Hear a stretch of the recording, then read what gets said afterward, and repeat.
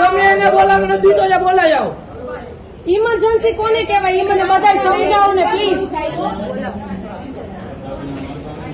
File એની પાસે આવી ગઈ છે, ફાઇલ એમની પાસે હે. હવે શું કરવાનું? ઇમરજન્સી માટે 10 કલાક રાહ જોવાની? ઇમરજન્સી કોને કહેવાય? ડાયરેક્ટ સીધું એમ કે ચૌદ સ્પીડમાં એટલે શું?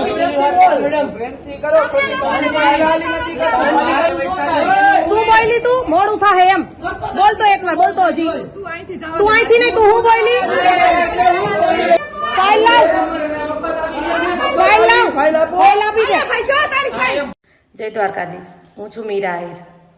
આજનો એક અનુભવ તમને જણાવવો છે, તેમજ આ વસ્તુનો જવાબ પણ જોઈએ છે.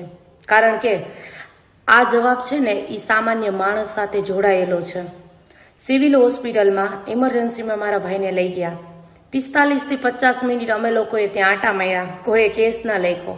પછી એના પછી એટલો મિનિટ આટા માર્યા પછી માણસ એમ કહી દે કે અમે અમારો ટાઈમ થઈ ગયો જમવાનો, 2 વાગી ગયા છે, હવે અમે આમને ન લઈ જઈએ, અમારો બ્રેક છે. આવો જવાબ મળે અમને.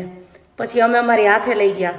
પછી બીજે લઈ ગયા તો એને ચોથા માળે ત્યાં શિફ્ટ કર્યો. તો ત્યાંના મેડમ, સર, ઇમરજન્સી સ્ટાફનો બહુ ગેરવર્તન. મજા આવે એવી અભદ્ર ભાષામાં વાત કરે, મજા આવે એવા જવાબ આપે, અને મજા આવે એવું બોલે કે નથી દાખલ કરવો, જા તારા થાય કરી લે, આવા શબ્દ યુઝ કરે. તો આ વસ્તુમાં જવાબદાર કોણ?